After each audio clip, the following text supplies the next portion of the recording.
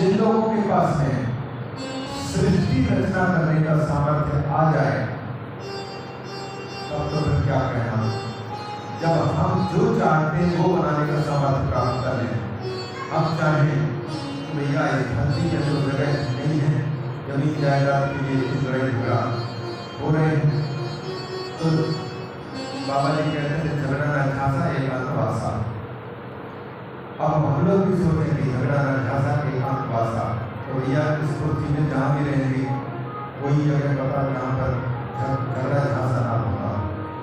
यह सोच करके हमारी इच्छा हो रही है कि आकाश में खुली जगह है, यहाँ के दूसरे लोग को वहाँ जा नहीं पाएंगे, क्या करते हैं आकाश में जगह बढ़िया बनाते हैं, एकांत जगह बनाते हैं। तो उस एकांत जगह में आकाश में बिल्डिंग बना करके हम रहने लग रहे हैं। अभी तक तो हमने देखा नहीं ऐसा मकान, लेकिन भगवान चाहेंगे तो बना सकेंगे नहीं। जब वो पक्षी को आकाश में उड़ने की तरह दे सकते हैं, या भगवान की सृष्टि मनुष्य को बुद्धि दे देते हैं कि आकाश में तो प्लेन से भी उड़ सकते हो और ऐसे भी ऊपर से उड़ सकते हो, ये सामर्थ्य दे सकते हैं, तो फिर आकाश में महल बनाने का सामर्थ्य नहीं दे सकते।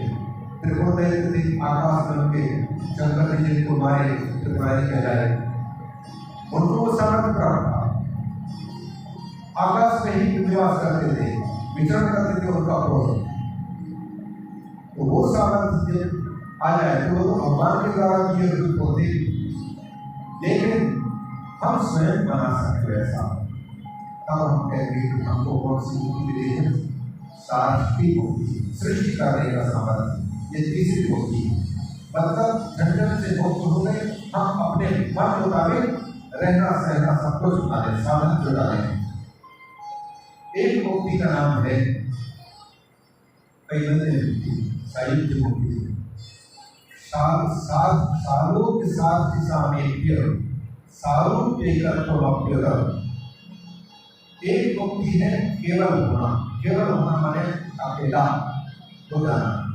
भगवान जैसे अकेले हैं वैसे ही अपने आप को भगवान में विलीन कर देना। जैसे गंगा जी, नर्मदा जी, यमुना जी, गोदावरी आदि नदियाँ भिन्न भिन्न स्थानों से निकलती हैं और बहती हैं, और अंत में कहाँ जाकर के खो जाती है बताइए? कहाँ जाकर के अपने नाम रूप को देते हैं? समुद्र में जाकर। समुद्र में कोई बता सकता है कि जो गंगा जी आ रही है जैसे नर्मदा जी के, तो समुद्र जब घुसेंगे गाँव में, और कोई पहचान बता सकता है कि ये नर्मदा जी कर रहे हैं, ये गंगा जी कर रहे हैं, ये सरस्वती है, ये यमुना जी है, वहाँ कोई पहचान नहीं होगा। एक रूप हो जाती है, नाम रूप होकर के अंदर प्रवेश कर जाए।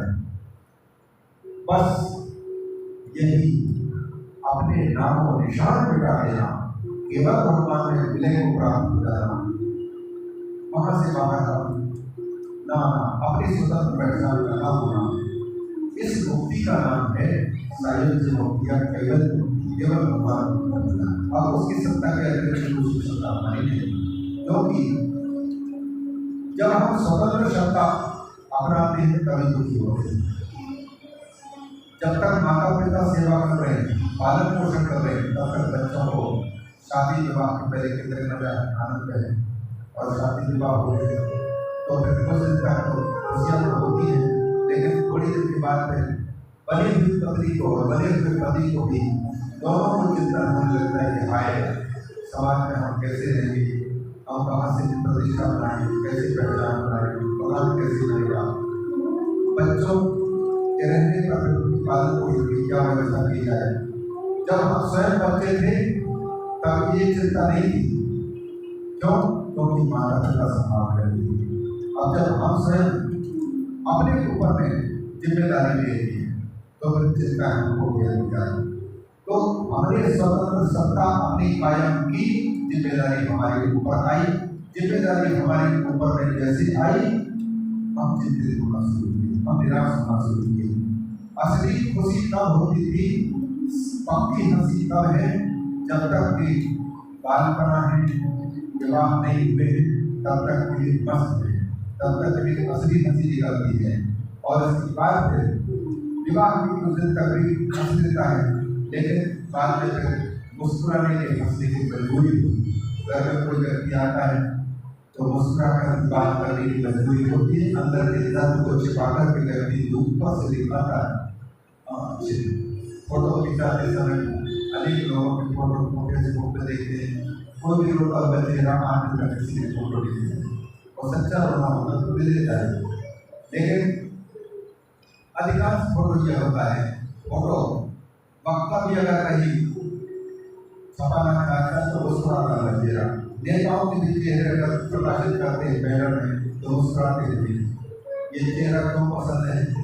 क्योंकि कभी कभी मुस्कान हमारी गायब है। अब मुस्कान को दिखाने की मजबूरी, लेकिन अंदर सच्ची मुस्कान नहीं होती। तो असली मुस्कान तो पहले से गायब होती है, सच्ची मुस्कान प्रारंभ में नहीं। तो क्यों ऐसा हो रहा है? जब तक हम माता पिता के निर्भर हैं, माता पिता के ऊपर मेरी जिम्मेदारी है, तब तक मेरी माता पिता के गोद में बैठे हुए बच्चे की मुस्कान देखो, उसकी खुशियाँ देखो, सब लोग उसको बड़े प्रेम करते हैं और पसंद है। क्यों पसंद है? आनंद क्यों है? क्योंकि उसको कोई चिंता नहीं। मम्मी तो है ना, पापा तो है ना, पिताजी वो सब करेंगे। उसी प्रकार से माता पिता की भांति जिनको भगवान के ऊपर में विश्वास डाल जाए वो है, जिसने जिंदगी दिया है वो चलाएंगे। बस वो जैसे अंतर में बैठ कर के चला रहे हैं वैसा हमको चलते जाना है। बस अच्छे करेंगे चाहे बुरे करेंगे, वो हमारी दृष्टि से अच्छे बुरे लग रहे हैं, लेकिन भगवान की दृष्टि से अच्छा और बुरा नहीं। माता पिता कभी भी बच्चे के घाव बना रहने नहीं चाहिए। तो बच्चे के घाव को ठीक करने के लिए अगर डॉक्टर कह रहा है कि इसको चीरा लगाना पड़ेगा, तो माता पिता उस घाव को दूर करने के लिए चीरा लगवाते हैं। तो चीरा लगवाते समय पर बच्चे को डॉक्टर पर भी गुस्सा आएगा, बच्चे को मम्मी पापा पर भी गुस्सा आएगा, हमारे साथ में ये बड़ा न्याय कर रहे हैं। छोटा बच्चा नहाना नहीं चाहता, लेकिन गंदा शरीर है तो उसको स्वस्थ रखने के लिए माता स्नान करा रही है। तो उस समय पर उसको तकलीफ होती है, तो हमको ठीक करने के उद्देश्य से नहलाने वाली माता को भी आंसू कर देता है। यह हम लोगों की समझ ऐसी है, जब कभी हमको ठीक करने के लिए जीवन में ये दुख के हर किसी कांटे चुभाते हैं भगवान, इसलिए ताकि हमको सुख की तरह रह सके। नहीं तो दुख देखने को नहीं मिला जिस व्यक्ति को, तो वो सुख किसको करेगा? अमीर व्यक्ति तब तक है जब तक गरीब ही नहीं तो आप इसको अमीर करेंगे। दुखी व्यक्ति उसको कहते हैं जब तक कोई अमीर है तब तक उसकी व्यक्ति की दृष्टि में, या सुखी व्यक्ति है तो सुखी व्यक्ति की दृष्टि से कोई दुखी है। जब कोई दुखी नहीं है तो सुखी किसको कहेंगे? ये स्थिति है। तो हमारे जीवन में हमें जो तकलीफ मिल रही है, मुसीबतें आ रही हैं, अशांतियां प्रतीत हो रही हैं और हमको लगता है कि भगवान हमारे साथ में अच्छा नहीं कर रहे हैं, लेकिन भगवान ऐसा कभी नहीं कर रहे। वो हमको अच्छे करने के लिए ही डॉक्टर की भांति, माता पिता की भांति भाव को साफ करने के लिए, चीरा बनाने के लिए वो कर रहा है। भगवान को बुरा नहीं करते। यहाँ ये प्रसंग में हम ये कहना चाहते हैं, स्वतंत्र सत्ता यद्यपि है, लेकिन जब तक अपने आप को नहीं पहचाने हैं तब तक के लिए हमको स्वतंत्र ही रहना पड़ेगा, माता पिता के ही अधीन, जब तक कि हमने पाँव में खड़े होने का सामर्थ्य नहीं आया। और माता पिता के अधीन रहकर के बच्चे जैसे सुखी हैं, वैसे ही भगवान को माता पिता के रूप में, हमारे जीवन चलाने वाले के रूप में स्वीकार करके उनकी डायरेक्शन पर अगर हम चलते हैं तो तब तक के सुखी हैं। जिस दिन भगवान का भरोसा छूटेगा, अरे भैया हम जब तक स्वयं नहीं करेंगे तब तक यह कुछ नहीं होने वाला है। ये तो बात सच है, लेकिन इस बात के साथ साथ में आपका भगवान की का विश्वास बना रहना चाहिए। परिश्रम भी हो और भगवान की कृपा पर भी भरोसा हो। हमारे लिए जो थोड़ा अच्छा होगा तब उसको सुख का राज्य मिलेगा, सुख को पाएगा। नहीं तो अपने ऊपर प्रतिबंध देने वाले को सब निकल पाता है। तो अपनी सत्ता, स्वतंत्र सत्ता बनाने के चक्कर में जीवन से काट रहा है। गंगा जी को यदि नाम रूप मिटाने का मोह न जाए तो वो समुद्र बन नहीं सकती है। जब गंगा जी समुद्र नगरे को प्राप्त होती है, नाम भी होती है, रूप भी हो देती है। मतलब गंगा नाम समुद्र में होने के बाद में गंगा ये है ऐसा नहीं कर सकती, नाम गायब और गंगा जी की पहचान भी बंद। नामों निशान मिटा करके तब वो समुद्र नदी है, समुद्र के रूप में पूजित हो। उसी प्रकार से भगवान के रूप में, प्रभु के रूप में हम अपनी सत्ता पाना चाहते हैं तो जीव के रूप में जो हम ये मनुष्य हैं, अमुक हैं, इन सत्ताओं को थोड़ा पड़ेगा। उसको साहित्य मूर्ति, वेदन मूर्ति कहते हैं। एक पांचवी भक्ति है भगवान के जैसे रूप का मिलना। सारूप मूर्ति, जैसे माता पिता का जैसा चेहरा होता है, बच्चों का लगभग वैसे ही चेहरा होता है। माता पिता जैसे बोलते हैं, लगभग बच्चे लोग भी उसी प्रकार से बोलते हैं। माता पिता जैसे मंदिर जाते हैं, भगवान की भावना करते हैं, घर में पूजन आदि भगवान को मानते हैं, तो बच्चे जब देखते हैं तो उनके अंदर एक उनके संस्कार डालते हैं। आज नहीं तो माता पिता के मेरे पर उनकी याद आती है, और माता पिता की याद आती है, उनके उपकार याद आते हैं, तो अपने बच्चों को भी अपने आप भगवान के और भक्ति की प्रेरणा प्राप्त होती है। क्योंकि माँ प्यारी, पिता प्यारी, इसलिए उनकी क्रियाओं को याद आती है, उनकी पकड़नी और करने की भावना उनके अंदर जाग जाती है। लेकिन जिस चरित्र को जिन्होंने नहीं देखा, जैसा देखा वैसे संस्कार हो जाते हैं। तो सारूप रूपी हम कह रहे हैं, भगवान के जैसा रूप, माता पिता का जैसा रूप, वैसा बच्चों का रूप बनता है। ये तो रही ऊपर के रूप, अंतर के गुणों में भी परिवर्तन है। माता पिता जैसे वैसे ही हमारे अंतर रहा है, तो ये माता पिता के जैसे रूप आ गया है। वैसे ही जो सारे जगत के माता पिता है, भगवान, भगवान के जैसे हमको रूप मिल जाए, अंदर का रूप और बाहर का रूप। बाहर का रूप चाहे कितना भी अच्छा हो, ये रूप परमानेंट नहीं। आज सुंदर चेहरा, कल किसी दिन झुर्रियां पड़ जाएगी, बाल सफेद हो जाएंगे, बिल्कुल वो आकर्षण खत्म हो जाएगा। लेकिन अंदर का जो रूप है, उस रूप को जिसने सजाया संवारा, तो उस रूप को बूढ़ा करने वाला कोई राक्षस नहीं। वो सुंदर रूप है, असली आकर्षण उसी के है। कोई भी इंसान, चाहे गुरु हो, नगड़ा हो, अपाहिज हो, विकलांग हो, उसके अंदर के गुण लोगों को खींचते हैं, आकर्षण उनके गुणों में, अच्छाइयों में। उसी प्रकार से हमारे अंदर में त्रिभुवन सुंदर परमात्मा जब आ गए, तो फिर उनके जैसे रूप पा करके हम भी सारी जनता की क्या करें, उन्नति का ध्यान भी हम खींच सकते, बुरे का ध्यान, सारे जीवों को हम अपनी ओर आकर्षित कर सकते हैं। ये भगवान का रूप कहलाता है। भगवान जो करते हैं, जैसा करते वैसा हो जाता है। ये 5 प्रकार की मूर्तियाँ, सालों के साथ की सामिध्य, सारूप देकर इन क्रमशः 5 मूर्तियों के रास्ते में चल करके जीवन को भगवत पद की प्राप्ति होती है, शिव तत्व की। और शिव तत्व की प्राप्ति होने के बाद में फिर वो दूसरों को साथ में मूर्तियाँ बन जाती है। साधन संक्षेप में अब ये भगवान को पाने के लिए, इनके भक्ति ज्ञान आदि पाने के उपाय बताते हैं। साधन क्या है? 3 चीज। सुनना, इसके बाद फिर सुनने के बाद में जिस इंद्री से हमने सुना, उस इंद्री के माध्यम से इसको मन तक पहुंचाना। सुन भी वही सकता है जिसके काम का साथ मन दे रहा होगा। काम यहाँ है और मन भूखा है बाहर, तो कान में शब्द तो टकराएंगे, लेकिन शब्द कौन सा टकराया ये ध्यान नहीं देगा। मन का साथ पाकर भी कोई शब्द मन के अंदर जाकर बुलाता है, अर्थ प्रकट करता है। तो ये कान से सुनना और सुनकर के बाद में मन के द्वारा मनन करना।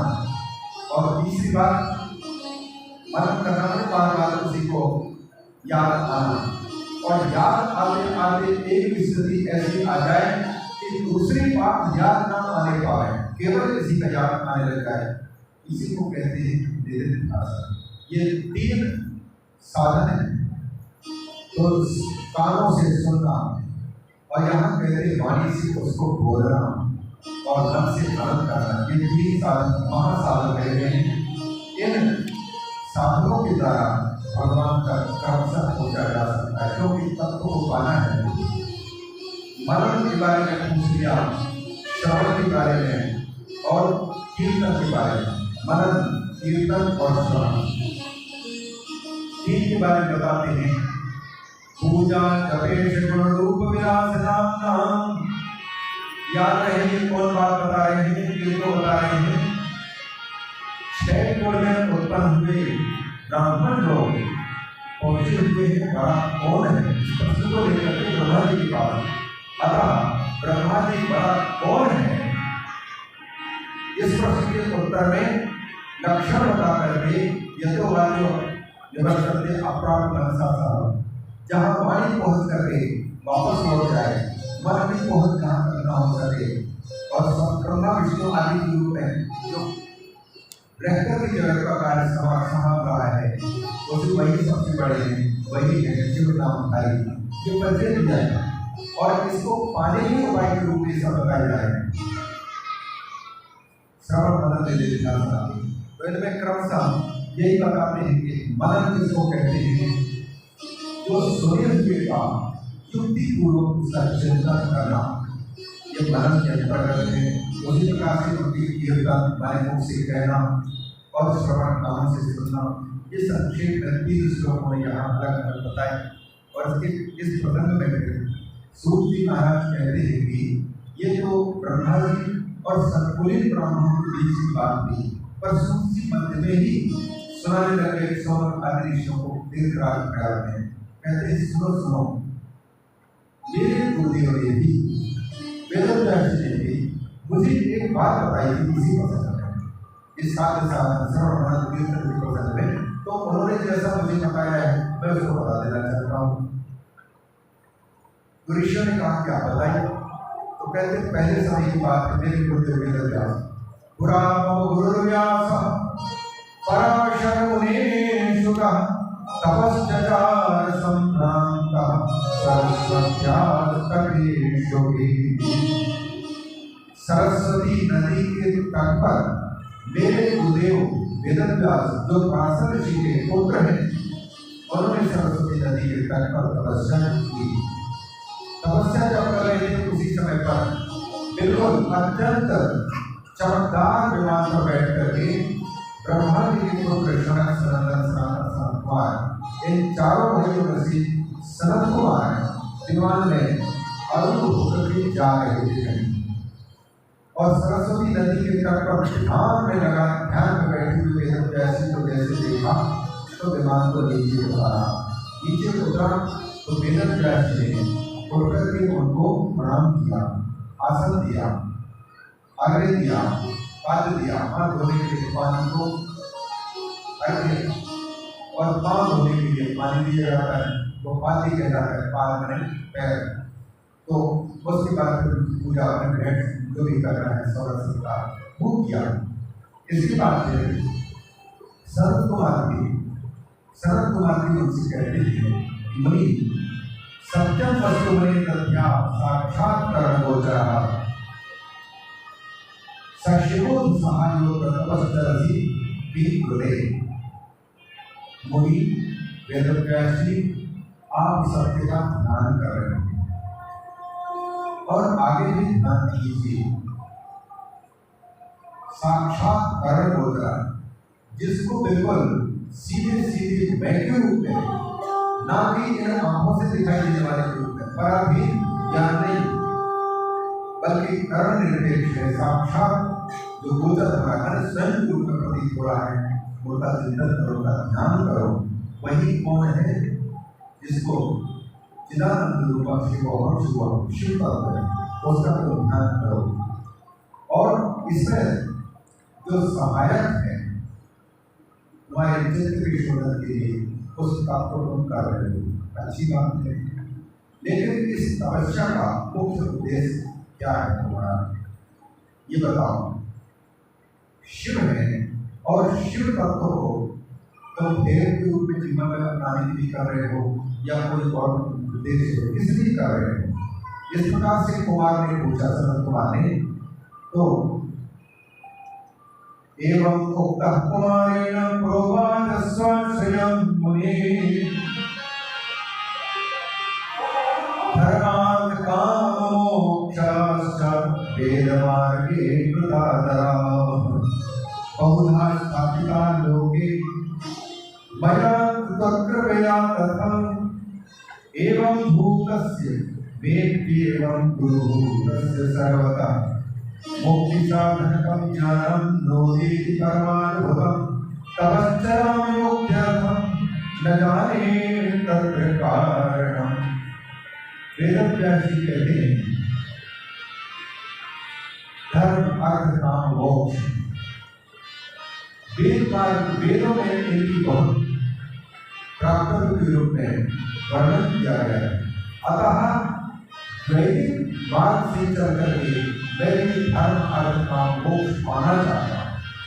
इनमें से मतलब हमको धर्म की भी प्राप्ति हो जाए, अर्थ की भी प्राप्ति हो जाए, भोगों की भी प्राप्ति हो जाए, दुनिया के सुख सुविधा के साधन हमको जुड़ जाए और इसके बाद फिर अंत में हमको मुक्ति की प्राप्ति हो जाए। इन चारों को पाना चाहते हैं। इनमें से सबसे मुख्य मेरी चाह है अंतिम सीढ़ी तक, मुक्ति तक है। लेकिन तपस्या मैं कर रहा हूँ, बड़ी तपस्या कर रहा हूँ, लेकिन मुक्ति का सच्चा साधन जो ज्ञान है, क्योंकि हृदय ज्ञान में मुक्ति, बिना ज्ञान के स्वयं आत्म पहचान की मुक्ति नहीं हो सकती। शास्त्र कहते हैं वह ज्ञान हमको नहीं मिल रहा है। सा विद्या विमुक्त, जिस विद्या के द्वारा हमको मुक्ति मिल जाए, जिस ज्ञान के द्वारा हमको मोक्ष मिल जाए, वह ज्ञान हमारा उदित हो ही नहीं रहा है। मैं तपस्या तो कर रहा हूँ। तथा तपश्चरामि एवं कुमारो भगवान व्यासेन मुनिनाथ का तो निवेदन किया कि मुझे मुक्ति का उपाय प्राप्त कराने वाले को ज्ञान बताइए, क्योंकि उसके बिना मैं धर्म अर्थ काम इन तीनों की प्राप्ति तो कर सकता हूँ किसी प्रकार, लेकिन मुक्ति नहीं प्राप्त कर पा रहा। मुक्ति के साधन श्रवणम कीर्तनम शंभोर मननं च महत्तरम।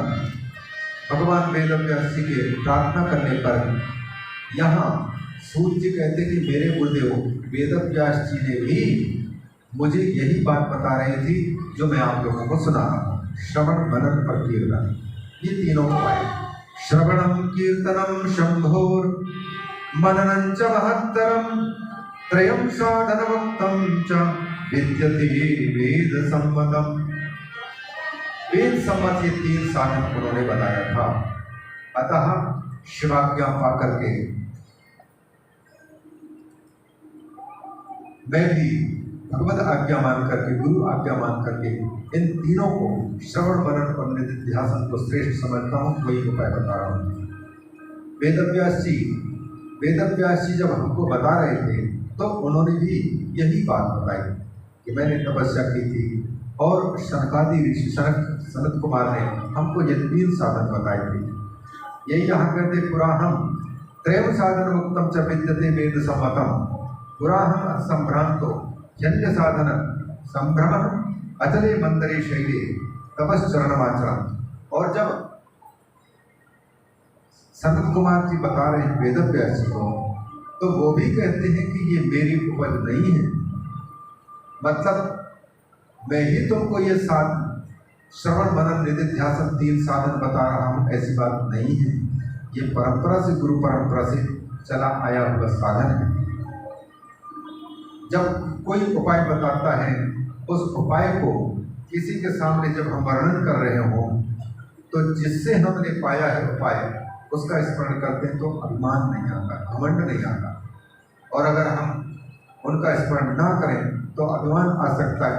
इसलिए ये ऋषि लोग भी जो बता रहे हैं, वो भी कहते हैं कि मैंने भी किसी से सुना है, तो सनत कुमार जी इस प्रसंग में कहते हैं कि पहले मंदराचल पर्वत पर मैं तपस्या कर रहा था जब वेद व्यास जी को बताया,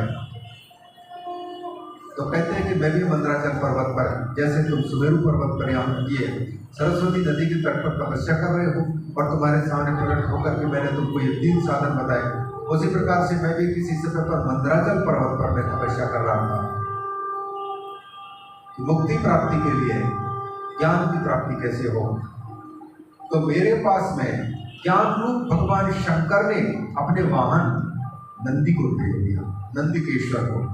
नंदिकेश्वर मेरे पास में आए, समय दयालु भगवान सर्व साक्षी गणेश्वर, सभी भगवान शंकर के सेवकों में से मुख्य कहलाने वाले नंदीश्वर भगवान मेरे पास आए और उन्होंने स्नेह पूर्वक मुझे मुक्ति के उत्तम साधन बताया। वो कौन? ज्ञान पाना है जिससे कि मुक्ति की प्राप्ति, तो फिर वेद सम्मत श्रवण होना चाहिए, वेद सम्मत कीर्तन होना चाहिए और वेद सम्मत मनन होना चाहिए। माने सुनना किसको है? वेद जिसको, शास्त्र जिसको सुनने के लिए बता रहे हैं उसको सुनना, नहीं तो सुन लिया कि श्रवण मनन और कीर्तन से ये जो भगवान की प्राप्ति हो जाती है। तो हम तो सुन ही रहे संसार की कितनी बातें, क्या संसार की बातें, जगत की बातें सुनते सुनते हमको जगदीश की प्राप्ति हो गई? नहीं हो रही। इसलिए सुनना किसको है? बोले शंभो श्रवणम, भगवान शंकर के बारे में सुनना। किसी को कहना है, चर्चा करनी है तो भगवान शंकर के बारे में सुनाना, और मनन करना है, चिंतन में लाना है तो भगवान शंकर को। ये बात साक्षात भगवान शंकर के सेवक नंदीश्वर ने हमको बताया, वही बात हमने तुमको बताया। तो गुरुदेव के स्मरण करके सूत जी कहते हैं कि वेद व्यास गुरुदेव ने हमको बताया और वही बात हम तुमको बता रहे हैं। श्रवण मनन निधिध्यासन मैंने शंकर जी तक पहुंचने के रास्ते किस प्रकार से आए, ये साधन है, वो सब बताए। ये 3 श्रवणादि त्रिकम ब्रह्मण पुरुष, उन्होंने कहा था कि ब्रह्मण ये 3 साधनों को करो।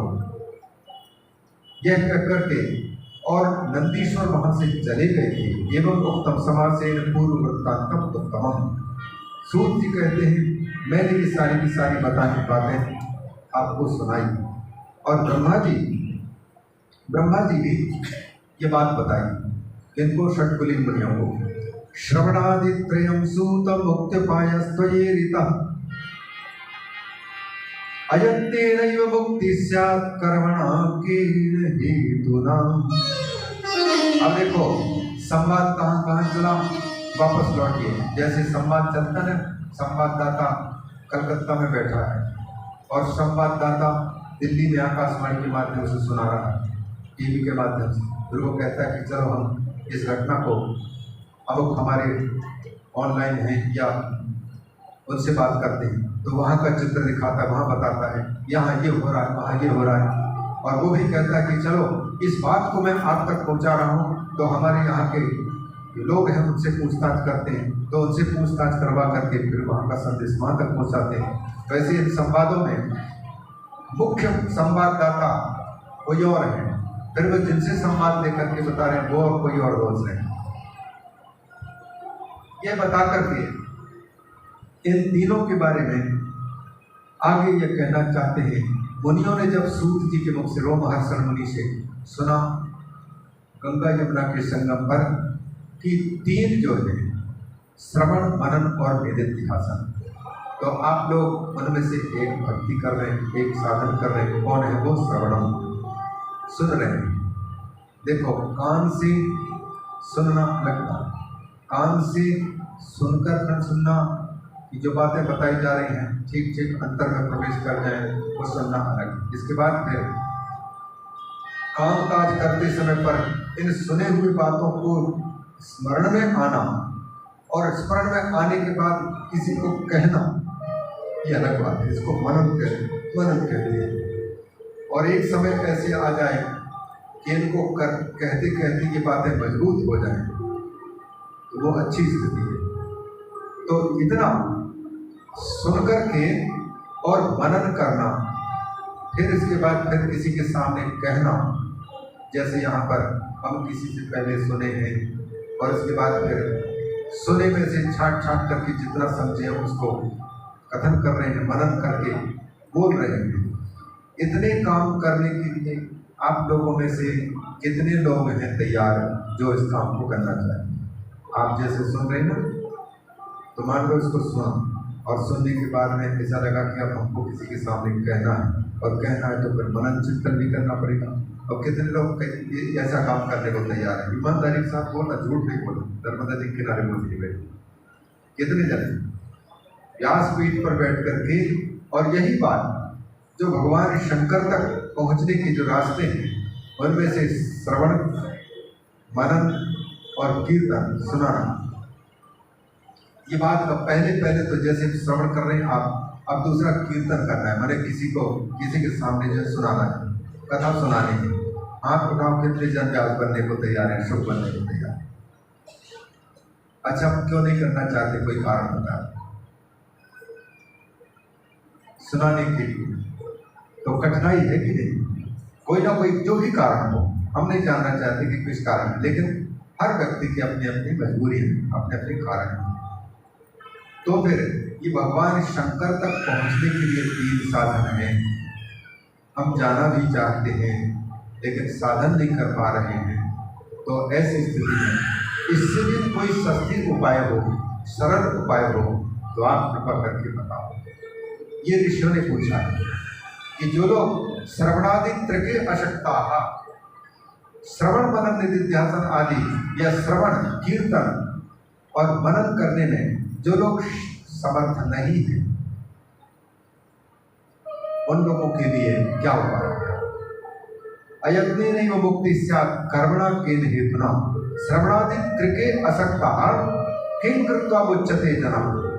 व्यक्ति श्रवणादि 3 नहीं कर पाया है तो उसकी मुक्ति का उपाय क्या है? बिना प्रयास के ही मुक्ति हो जाए, किस कर्म से वो मुक्ति पा सकता है, उसका उपाय बताइए। तो इसके उत्तर में फिर संवाद अगला प्रारंभ होता है। इन 3 में सरल उपाय 2 बताते हैं। वही जो है, घर में रख दिया पूजा के लिए शंकर जी के, या तो शिवलिंग है या तो फिर फोटो है, जैसे यहाँ पर है। शिवलिंग सब लोग जानते हैं, बेर जानते हैं, बेर माने वो खाने वाला बेर नहीं समझता। बेर की मूर्ति जो होती है ना, शंकर भगवान की मूर्ति, एक तो शंकर जी की शिवलिंग है और दूसरी है मूर्ति। तो ये मूर्ति की पूजा है और एक शिवलिंग की पूजा है, रुद्राभिषेक आदि के माध्यम से।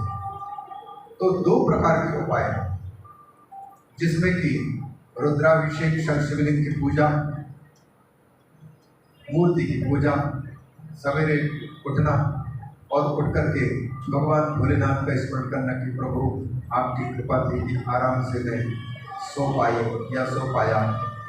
आप यदि कृपा न करते तो फिर नींद हमारे इच्छा के अनुसार नहीं आती। ये भगवान की देन है कि हमको हमारे सुख के लिए, ताजगी देने के लिए नींद भेज देते हैं। अगर मनुष्य की बस की बात होती, उसके हाथ में अगर नींद उसकी मुट्ठी में होती तो कहीं भी सो लेता। जैसे ट्रेन में चाहे कितनी भी गाड़ी की आवाज़ होती रहे, आराम से घर्राटे मार कर के सोता है। और घर में अगर सो रहे हैं और थोड़ी भी कहीं से दरवाजे की आवाज़ आए तो नींद खुल जाती, फिर डांटने लगता है कि हल्ला क्यों कर रहे हैं, डिस्टर्ब मत करो, कह देते हैं। तो नींद भी हमारे बस की बात नहीं है।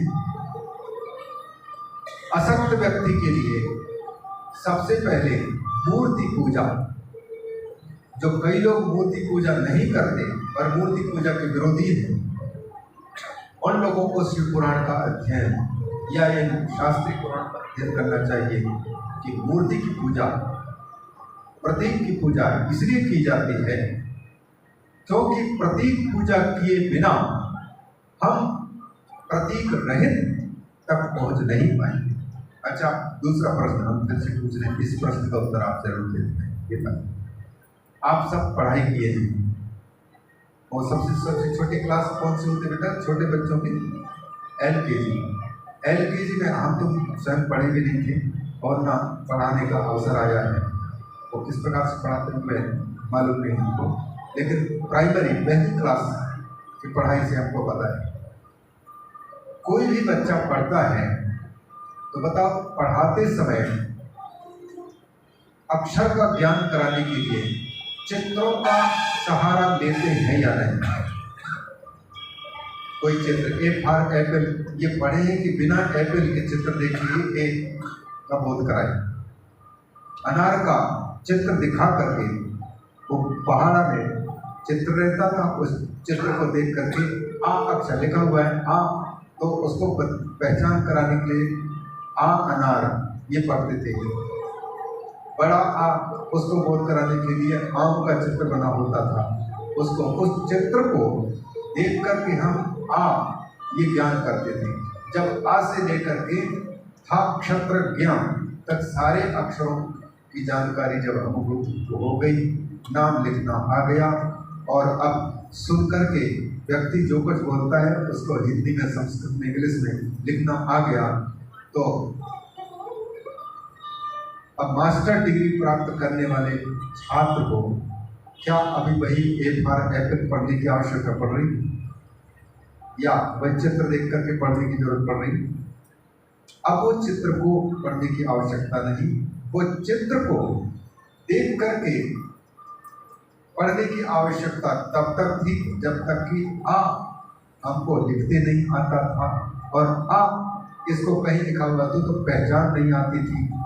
अब तो बस में जो कुछ लिखा रहता है, ट्रेन में जो कुछ लिखा रहता है, वो सब के सब पहचान आ गई। अब वो चित्र को हम छोड़ दिए। उसी प्रकार से जो चित्र से रहित है, जिसका कोई आकार नहीं, रूप नहीं है, जिसकी फोटो नहीं खींची जा सकती, उस जगह तक पहुंचना है तो ये फोटो के रूप में, मूर्ति के रूप में, शिवलिंग के प्रतीक के रूप में पूजा की जाती है। वहां तक पहुंचने के हम सीधे सीधे नहीं पहुंच सकते निर्गुण निराकार तक। वहां तक पहुंचना है तो सगुण साकार को मानना ही पड़ेगा। ये शरीर एक चित्र है, ये संपूर्ण जगत जो कुछ दिखाई सुनाई दे रहा है एक चित्र है। इस चित्र को देख करके इस चित्र को बनाने वाले की पहचान होती है। आखिर कोई ना कोई तो बनाया होगा, और ये जिस पढ़ाई के लिए बनाया गया होगा उस पढ़ाई को हमको पढ़ना पड़ता है। अक्षर का बोध कराने के लिए आम का चित्र, इमली का चित्र, उल्लू का चित्र, कमल का चित्र, खरगोश का चित्र, ये अक्षर का बोध कराने के लिए। और अक्षर जैसे ये लिपि रूप अक्षर है, उसको भी अक्षर बोलते हैं, लेकिन अक्षर का अर्थ जो आत्म तत्व है, शिव तत्व है, उस शिव को ही अक्षर परमात्मा बोलते हैं। उस अक्षर का बोध कराने के लिए भी ये सारा का सारा चित्र खींचा हुआ है। जब तक ये शरीर नहीं रहेगा तब तक इस शरीर को संभालने वाले को जानना पाना बहुत कठिन है, हो ही नहीं सकता। अतः ये जो शरीर रूपी चित्र मिला है, ये शरीर रूपी चित्र को पाकर के इस शरीर को संभालने वाले मूल चीज को पहचानना मुख्य लक्ष्य। इसलिए ये श्रवण मनन निधिध्यासन करने में अशक्त व्यक्तियों के लिए कह दिया कि भैया ज़्यादा न कर सको तो शाम सवेरे आओ, भगवान की मूर्ति यदि कहीं है तो उसको प्रणाम करो, घर में है तो घर में प्रणाम करो, और बन सके तो अगरबत्ती जलाओ, दीपक जलाओ। नहीं बन सकता है तो सामने रख कर के प्रतीक को उनसे प्रार्थना कर लो। क्या कभी को फोटो में या मूर्ति में रहने वाले भगवान मानते हैं कि हमको उतने पेड़ा लड्डू चढ़ाओगे तब हमको सोगी? ये तो हमारी भावना के अनुसार हम उसको समर्पित करते हैं और हमारी भावना पवित्र होती जाती है।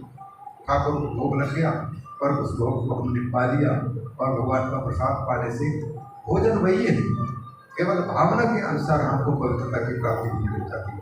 और इसके साथ साथ में रोज के रोज ये चिंतन होने लग जाएगा। भोजन जैसे तैयार हुआ तो फिर याद आएगी कि गुरु जी ने कहा था कि मेरे भगवान को भोग लगाओ, तो गुरु जी की बात याद आई, भोजन तैयार हुआ। सबसे पहले जिसने हमको भोजन दिया है, जिसने हमको अन्न उपज करने की बुद्धि दी थी, जिसने हमको शरीर स्वस्थ दिया था, जिसने हमारे शरीर में ताकत देकर के अन्न प्राप्त करवाने का सामर्थ्य दिया है, पहले कुछ ठाकुर की कृपा को देखते हुए हम उसको भोग लगा करके प्रभु पत्रम पुष्पम परम, जो कुछ मिला है आपकी कृपा से हम आपको निवेदन करते हैं, नैवेद्य देते हैं, इसको आप स्वीकार कर लो। और प्रसादस्तु प्रसन्नता, आपकी प्रसन्नता के प्रतीक आपका प्रसाद हमको प्राप्त। बस इतने कहना है।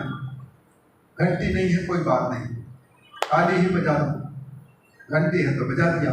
ये केवल इतने कहना है, ना तो भगवान आपके भोजन को लेते हैं और ना ही आप उस भोजन से वंचित होते हैं। वो भोजन आप दाल दाल में मिला दिया, सब्जी सब्जी में मिला दी, रोटी रोटी में मिला दिया और भात भात में मिला दिया।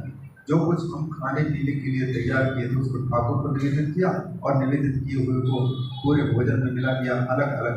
अब वो पूरा का पूरा प्रसाद बन गया। तो वही निवेदित भोजन करेंगे। भगवान को निवेदित किया हुआ और उसको जिस जिस में मिलाया वो सारा का सारा प्रसाद बन गया। अब प्रसाद जब पाएंगे तो भगवान जैसे प्रसन्न है वैसे ही वो प्रसादस्तु प्रसन्नता वो हमारे जीवन में। तो भगवान पाते हैं, नहीं पाते ऐसे नहीं, बस भाव के भूखे, आपके वस्तु के भूखे नहीं, आपका भाव ही वो लेते हैं। भाव के बस में है भगवान, इसलिए वो आपके भाव की पूजा स्वीकार करते हैं। और क्योंकि हमसे भी ज़्यादा बुद्धिमान है व्यक्ति, एक दिन दे रहा है, भोजन दे रहा है, समर्पित कर रहा है, बढ़िया ठाकुर को भोग लगाता है, जो भी लाया रसमलाई रसगुल्ला जो भी खाया पिया। अगर सचमुच आपकी प्रार्थना सुनकर के भगवान एक दिन पा लिया, पूरी थाली की भोजन को गायब कर दिया आपके देखते देखते, तो सब लोगों को आश्चर्य लगेगा। और देखो फिर सब लोग, जैसे गणेश जी के दूध पीने की बात चली थी एक बार, तो वैसे ही भगवान अगर किसी माई के थाली में भोजन लेकर के समर्पित किए जाने पर अगर वो भोजन को गायब कर दे तो वो बात पड़ोसन तक पहुँचेगी, लोगों तक पहुँचेगी, तो सब लोग अजमाने के लिए ठाकुर को भोग लगाने के लिए रखते जाएंगे। तो आप मान लो जितने लोगों ने सुना और सब लोगों की भोजन की थाली भगवान पाते गए, दूसरे दिन भी प्रयास किया तो भगवान पा लिए। तो एक सप्ताह करीब तक तो सबको लगेगा नहीं ठाकुर थोड़े प्रसन्न है हम पर, हम जो कुछ भोग लगाते हैं प्रत्यक्ष पा लेते हैं भगवान पक्के हैं। तो बड़ी प्रसन्नता से लोग खिलाएंगे पिलाएंगे, लेकिन ये खिलाना पिलाना कितने दिन तक व्यक्ति करेंगे। एक दिन समय आएगा कहेंगे कि ठाकुर हम दुकानदारी करके मुश्किल से कमाई करके लाते हैं, तो आपको भी कोई ना कोई ड्यूटी करनी पड़ेगी, आपको भी कोई काम करना पड़ेगा। यह हम कुछ दिनों के लिए कर रहे हैं, रोज के रोज अगर इनको खिलाना पड़ जाए तो एक दिन भगवान मानना भी बंद हो सकता है। अगर ऐसे करने लग जाएं तो हमारे मुफ्त के भोजन देना भी बंद हो जाएगा। इसलिए हमारे भाव को, अब तो सारे संसार को देते हैं, क्या वो आपके भोग के भोजन की भूख हो सकते? विश्वम्भर कहलाते हैं। हम लोग केवल अपने पेट के भरने की कमाई कर पाते हैं, लेकिन भगवान तो पूरे विश्व के प्रत्येक जीव की भोजन दे रहे हैं। उनको क्या दे रहे हैं? वो केवल आपके प्रेम की भूखे, प्रेम से समर्पित किया गया उसको स्वीकार कर लेते हैं।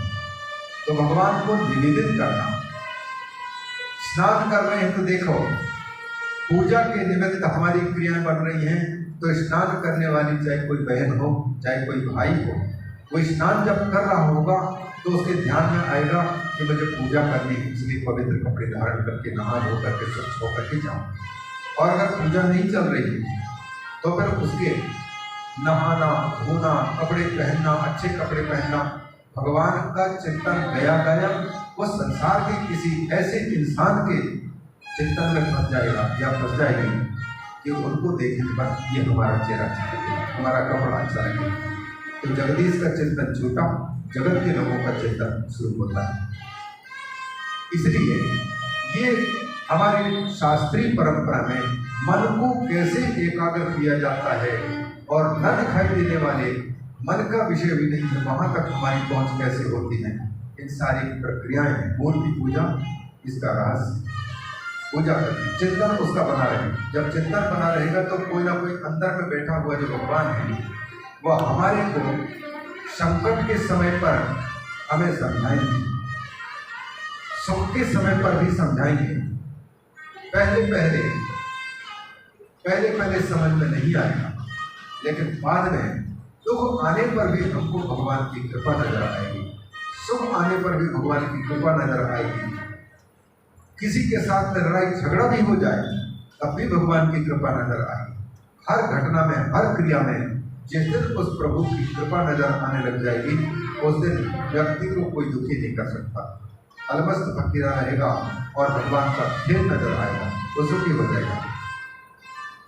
फिर वो उस जगह पर पहुंच जाएगा जहां वो शास्त्र पहुंचाना चाहते हैं। तो ये 3 क्रियाएं करने में, श्रवण, मनन और कीर्तन करने में जो समर्थ नहीं है, उनके लिए मूर्ति पूजा और बेर पूजा की बात सूत जी कहते हैं। श्रवणादि त्रिके शक्तो लिंगम बेरम च शांकरम। भगवान शंकर के शिवलिंग जिसको कहते हैं उसकी पूजा, और बेरम शांकरम बेरम शंकर जी की मूर्ति की पूजा। संस्थापितम अभ्यर्च तरेत संसार सागरम। घर में हो या किसी मंदिर में संस्थापित है, वहां जाकर के उस संस्थापित के अर्चन करो, पूजन करो, दर्शन करो, जो जिसके पास में जितना सामर्थ्य। आज की नास्तिकता के अनुसार पूजा के लिए आप अगरबत्ती जलाते, फूल समर्पित करते, पैसा खर्च करते हैं, तो लोगों को समझ में नहीं आ पाता कितना पैसा भगवान का फालतू किसी दीन के सेवा में लगा दो। कहना उनका भी ठीक है, लेकिन वैसा करके देखेंगे आपका भाव कितना बनता है वो समझना चाहिए। हम जो कुछ अगरबत्ती आदि समर्पित कर रहे हैं, हमारे कमाई का अंश भगवान को टैक्स की भांति जा रहा है, और वह टैक्स जब भगवान की सेविका ये धरती माता 1 किलो गेहूं बोने पर कई किलो रिटर्न दे सकती है, तो फिर भगवान को 10 रुपये की अगरबत्ती ला करके एक ही अगरबत्ती जलाते हैं, तो उसका कई गुना रिटर्न क्यों नहीं है। जैसे ये पेड़ है, अभी बताया, प्रकृति जो भगवान की है, एक आम के पेड़ के द्वारा वो कई करोड़ आम देते हैं। लगाने वाला एक आम का बीज लगाया, लेकिन कई करोड़ उसके रिटर्न किए धरती माता ने, भगवान की सेविका। उसी प्रकार से भगवान को समर्पित कोई भी चीज होती है, वो कई गुना रिटर्न बन करके हमको प्राप्त होती है। एक बार किसी ने अगर भगवान को एक फूल समर्पित किया, आप पाएंगे किसी समय पर उस एक फूल के बदले भगवान कई फूलों के माला पहनवाएंगे अपने भक्तों के माध्यम से। कोई उनको एक बार श्रद्धा से पुष्प मात्र समर्पित करके देखे, पत्रम पुष्पम फलम भोजन, जल भी समर्पित करके देखे, प्यासा नहीं रहना पड़ेगा, पानी की कोई कमी नहीं रहेगी, कई गुना रिटर्न उसको प्राप्त होंगे। इसलिए ये सारी बातों को गहराई से संतों को दिखाई देता है, ऋषियों को दिखाई देता है। अतः ये सब के सब मन को भगवान तक ले जाने के लिए चित्र खींचने की भांति लिंग और बेर इनकी पूजा कराती गई। ये जो शंकर जी का शिवलिंग है, वो निर्गुण निराकार की पूजा का प्रतीक है, और सगुण साकार के प्रतीक है प्रतिमा की पूजा। वहां से हमको शिवलिंग तक पहुंचना है, जिनका कोई नियत आकार नहीं, जिससे ये नाम नहीं, नाम और रूप से परे निर्गुण निराकार के ये प्रतीक है शिवलिंग। हमारा गंतव्य वही है, वहां तक पहुंचना है कि हम भी सत्वगुण, रजोगुण, तमोगुण इन 3 गुणों के प्रपंच से ऊपर उठ जाए, लड़ाई झगड़े के प्रपंच से ऊपर उठ जाए, सुखी दुखी नकली होने की दुनिया से ऊपर उठ जाए। वहां तक पहुंचने की ये कदम है। तो उपाय बताते हैं, अभिद्रव्यम बहिर्यो यथा बलम अवंचयन। लेकिन जो पूजा की सामग्री हो, उनके लिए शर्तें हैं। देखो कितनी बारीकियां हैं। कमाई पर भी, अर्जन पर भी, जो रोटी हम पा रहे हैं, रोटी भोजन हमारे मुख के माध्यम से हमारे पेट में जो जा रहा है, इसका सोर्स खोज करें।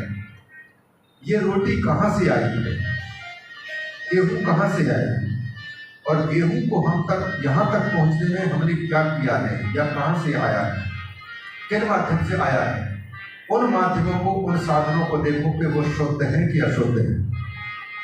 अगर किसी गरीब के 15,000 की नौकरी देने के लिए हमने 5 लाख रुपए देकर के और उनको नौकरी दी है, तो 1 लाख रुपये या 5 लाख रुपए जो हमने पाए हैं, इस 5 लाख रुपए घूस से जो प्राप्त किया धन है, इससे जो भी अन्न आएगा वो दुखी करेगा, उसकी बुद्धि भ्रष्ट कर देगा और सुखी नहीं हो सकता। क्यों? क्योंकि आपने पहले ही जिसकी अपनी कमाई है, उसकी कमाई आपने ली, तो जब तक उसके खून पसीना जैसे बहा है, उसके दुगना प्यार से खून पसीना नहीं बहने लेगा तब तक ये पचेगा नहीं। पचाना है तो पच हमारा वही धन हो सकता है, बच सकता है जिस धन को हमने स्वयं मेहनत से ईमानदारी के साथ कमाई।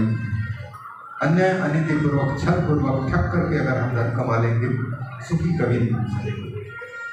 इसलिए भगवान की पूजा की सामग्री के शुद्धि को देखते हुए जो भी भगवान की पूजा की सामग्री लाई जाती है उसमें हमारे निजी की कमाई, परिश्रम की कमाई का पैसा लगता है, तो वह पूजा की सामग्री और वह पूजा हमको जल्दी पवित्र करती है। उसमें और भी शुद्धियाँ हैं, यजमान की शुद्धि है, स्थान की शुद्धि है, काल की शुद्धि है, फिर मंत्र की शुद्धि है, ब्राह्मण की शुद्धि है, वो सब बातें होती। तब जाकर के कोई समय था सतयुग में यज्ञ किया तुरंत फल देखने को मिला, त्रेता में थोड़ा और विलंब लगने लगे, द्वापर में और विलंब लगने लगे, कलयुग में बहुत करने के बाद भी फल देखने को जल्दी मिलता ही नहीं। तो ये क्यों हो रहा है? क्योंकि हमारी वस्तु में मिलावट है, चित्त में मिलावट है, आचरण में मिलावट है, विशुद्ध कहीं हो नहीं पा रहा। तो ये जो प्रतिमा की पूजा है, बेर पूजा ये श्रवण मनन और कीर्तन करने में असमर्थ व्यक्तियों के लिए सहज रास्ता है भगवान तक पहुंचने के लिए। इस रूप में इसको बता दिया। अब ये दोनों की पूजा के लिए फिर विस्तार से शिवलिंग पूजा में कौन सी सामग्री होती है, कितने प्रकार के शिवलिंग बनते हैं, उनके पूजन का समय क्या होता है, उनमें क्या क्या लगता है, उसी प्रकार से प्रतिमा की पूजा में क्या लगता है, ये सारे के सारे वैदिक कर्मकांड करने वाले विप्र देवताओं का विषय पूरा का पूरा यहाँ दिया है। और उसमें सबसे पहले लिंग पूजा को बताने के उद्देश्य से ब्रह्मा जी को और विष्णु को प्रणव मंत्र के सहित पंचाक्षर मंत्र का उपदेश देकर के और शिवलिंग पूजा का आदेश देने के लिए ज्योतिर्लिंग की उत्पत्ति की कथा सुनाई गई है। बिल्कुल ऊपर से क्यों? क्योंकि ये कर्मकांड भाग वाला हम ठीक से आप लोगों को स्पष्ट नहीं कर पाएंगे, वो बिल्कुल ये ऊपर से भागने वाला विषय हुआ। इसको ठीक केवल कर्मकांडी ब्राह्मण समझ सकता है और उसकी रुचि का विषय है, क्योंकि उनको पूजा कराना है। तो फिर उनके नियमों को और उनके ये जो रीतियाँ हैं, कब क्या कराना चाहिए, किसमें क्या शुद्धि होनी चाहिए, उन सब चीज़ों को ईश्वर पुराण के विद्येश्वर संहिता के माध्यम से अच्छी हो, वैसे तो अन्य संहिता भी, लेकिन विद्येश्वर संहिता के माध्यम से और अच्छी तरह से समझ सकते हैं। सनत कुमार जी और नंदिकेश्वर, इन दोनों के बीच में एक संवाद हुआ है। उस संवाद में ज्योतिर्मय शिवलिंग के प्रकट होने की कथा सुनाई गई। शिवरात्रि के समय पर सब लोग रात में जागरण करते हैं और जागरण करके 4 प्रहर की पूजा करते हैं। उसी शिवरात्रि में ज्योतिर्लिंग भगवान का ज्योतिर्मय प्राकट्य हुआ था। तो ये देखो, जैसे संसार के लोग छोटी छोटी बातों पर झगड़ा कर बैठते हैं, वस्तुओं की चाह वाले, उसी प्रकार से हमारे स्तर पर किसी बात को समझाने के लिए बिल्कुल साधारण व्यक्ति की भांति भगवान की लीला होगी। इसको असली में अगर लेंगे तो हमारी दुर्बुद्धि उत्पन्न हो सकती है। इसलिए इसको सुनते समय सावधान, क्योंकि यहाँ ब्रह्मा जी और विष्णु जी के जो आपस में कथन है, उस कथन में मैं तेरा बाप हूँ, तुम मेरा बेटा, तुम मुझसे छोटे हो, मैं बड़ा हूँ, इस प्रकार की बातें आ रही। तो यह हमारे स्तर पर उतर करके केवल हमारे मानसिकता को दिखाने के लिए बातें हो रही, असली में नहीं हो रही। नहीं तो फिर उल्टी बुद्धि उत्पन्न होगी, नास्तिकता घेर लेगी। अगर ये बात आ जाएगी, अगर भगवान को भी क्रोध होता है, अरे भगवान फिर ऐसे जो है, तो हमें और उनमें अंतर क्या है, हम तो भगवान की पूजा करें, ये बात आएगी। जैसे भगवान श्री कृष्ण राम के विषय में भी ये बातें होती है, अरे वो तुम्हारा चोरी करने वाले तुम्हारा भगवान नहीं कर, क्या वो चीरहरण करने वाला, अरे वो रासलीला करने वाला, ये तो तुमको वो भगवान तुम्हारे लिए है। वैसे ही शास्त्रों में कोई बात अगर कही जाती है, जहाँ नहीं समझ में आए तो चुप रहना, लेकिन शास्त्र को गलत समझ करके उसमें शक करके नास्तिक बनने के रास्ते पर अगर दौड़ते हैं तो हानि भगवान की नहीं, हानि हमारी भावना उससे गलत होती जाएगी और हम गलत रास्ते पर बढ़ करके और एक दिन हमेशा के लिए बिगड़ जाएंगे। फिर समझाना बड़ा कठिन होगा नास्तिक। यहाँ कहते हैं एक बार की बात है, सरकारी ये नंदकेश्वर भगवान सुना रहे हैं जो भगवान शंकर के वाहन है। तो सुनाते हैं एक बार ब्रह्मा जी विचरण करते हुए विष्णु धाम में पहुंचे। विष्णु धाम में पहुंचे तो ब्रह्मा जी को कि जगत सृष्टि करता उत्पन्न तो कथाओं के अनुसार भगवान के नाभि कमल से प्रकट है, लेकिन भगवान की माया कैसी नचाती है उनको यह मालूम नहीं रहा कि मैं जिस कमल में पैदा हुआ वह कमल इन विष्णु की नाभि से प्रकट हुआ है। इस बात की विस्मृति हो गई कि जाकर के विष्णु धाम में पहुंच करके देखते हैं विष्णु भगवान बढ़िया शेष शैया पर लेटे हुए हैं और ब्रह्मा जी आकर के खड़े हुए हैं। उनको लगा देखो सारे जगत की सृष्टि करता मैं उपस्थित हुआ हूँ और मुझे देख करके ना तो ये उठ रहा है, ना नमस्कार कर रहा है और ना बैठने के लिए बोल रहा है, शास्त्रीय मर्यादा को उल्लंघन कर रहा है। क्योंकि कोई माननीय व्यक्ति आए तो उसके आने पर उठकर के उसका सम्मान करना चाहिए, नमस्कार करना चाहिए। अगर ऐसा नहीं करता तो फिर शास्त्र कहते हैं कि उसकी आयु में कटौती होती है। प्राणाः उत्क्रामन्ति यूनः स्थविर आयति अभ्युत्थान अभिवादाभ्याम पुनस्तान प्रतिपद्यते। शास्त्र कहते हैं कि कोई माननीय व्यक्ति आए और माननीय व्यक्ति के आने पर कोई जवान व्यक्ति बैठा हुआ है और माननीय का मान नहीं कर रहा है, उठ नहीं रहा है और प्रणाम आदि के द्वारा उनको प्रसन्न नहीं कर रहा है, तब उस स्वस्थ जवान व्यक्ति के प्राण कहते हैं कि इस दुष्ट के साथ में हम जीवन यापन करना अपेक्षा हम इसको छोड़ करके चले जाएंगे। प्राण उत्क्रमण करते हैं कि ऐसे अमानव के देह में रहना हम उचित नहीं समझते। मनुस्मृति कहती है यदि वह जवान उठता है अभ्युत्थान और अभिवादन प्रणाम करता है तो वो भागते हुए प्राण फिर वापस लौटने की इसकी मर्यादा करता है। और इसीलिए ब्रह्मा जी के मन में आया कि मैं ज्येष्ठ व्यक्ति पूजनीय व्यक्ति उपस्थित हुआ और यह मर्यादा में तो उन्होंने पूछा कि तुम सोने वाले, ब्रह्मा ने पूछा कस्तम पुरुषवच्छेषे, अरे आदमी की भांति पुरुष की भांति तुम सोने वाले तुम कौन हो? दृष्ट्वा माम विदृप्तवत् उत्तिष्ठ वत्स माम पश्य तवनाथम इहागतम। उठो उठो, मुझे देख करके तुम सोए पड़े हुए, उठो, उठ करके तुम्हारा नाथ जो आया है उसका सम्मान करो। आगतम गुरुम आराध्यम दृष्ट्वा यो तृप्तवच्चरे। बड़ा ज्ञान देने लगे ब्रह्मा जी। ब्रह्मा जी ने कहा कि आए हुए गुरुदेव को या बड़े व्यक्ति को देख करके भी जो नहीं उठता है तृप्त की तरह माने घमंडी दिगो वाले व्यक्ति की तरह नहीं उठता है, तो उस द्रोही मूढ़ के शास्त्र प्रायश्चित का विधान करते हैं, अर्थात तुमको प्रायश्चित करना पड़ेगा इस अपराध के बदले में। ये सुनकर के भगवान शिव की माया, शैवी शांभवी माया, शांकरी माया खेल दिखा रही। कहते हैं कि विष्णु को भी गुस्सा आ गया। क्रोधो वही शांतवत आचरण, अंदर से तो गुस्सा आया और बाहर से बिल्कुल शांत प्रसन्न मुद्रा दिखाते हुए विष्णु ने कहा कि स्वागतम ते स्वागतम वत्स, स्वस्ति ते स्वागतम वत्स। बेटा तुम्हारा स्वागत है, तुम्हारा कल्याण हो, तिष्ठ, बैठ जाओ, यहाँ बैठो, यहाँ आओ।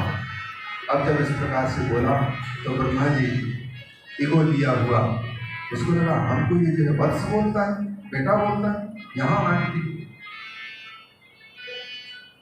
विष्णु ने कहा कि इस प्रकार से इतना व्यग्र क्यों हो? तो ब्रह्मा जी कहते हैं वत्स विष्णु महात्मानम आगतम काल वेगता पितामह जगत पाता चतुर्वत्सक। अरे बेटा तुम्हारा पालन करता मैं तुम्हारा बाप आया, पिता आया, और तुम इस प्रकार से बातें कर रहे हो, हमको वत्स बोल रहे हो?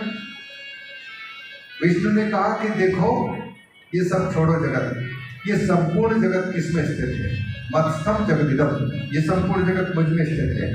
मनुष्य तुम ही चोरवत, और तुम चोर की भांति समझते हो कि इस जगत को मैंने अधीन कर रखा है, ये तो मुझ में स्थित है। मन नाभि कमलात जाता, तुमको इतना भी पता नहीं कि तो मेरे नाभि से कमल उत्पन्न हुआ, उस कमल से तुम्हारा जन्म हुआ। मेरे पुत्र तुम हो और तुम मुझे पुत्र समझते हो। पुत्र तुम भाषसी प्रथा, इस प्रकार से बोल रहे हो। इसमें ये लीला भगवान शिव की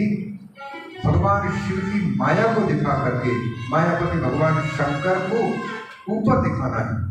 इसलिए ये लीला में भगवान विष्णु भी और ब्रह्मा जी भी बिल्कुल साधारण व्यक्ति की तरह लीला कर रहे हैं। इसलिए इस चित्र को ना समझ व्यक्ति गलत अर्थ ले लेगा और कहेगा तुम्हारे शास्त्र में इस प्रकार से लड़ाई झगड़े, ब्रह्मा विष्णु जब लड़ाई झगड़े कर रहे हैं तो हम लड़ाई झगड़ा कर रहे हैं, तो फिर इसमें क्या आश्चर्य है?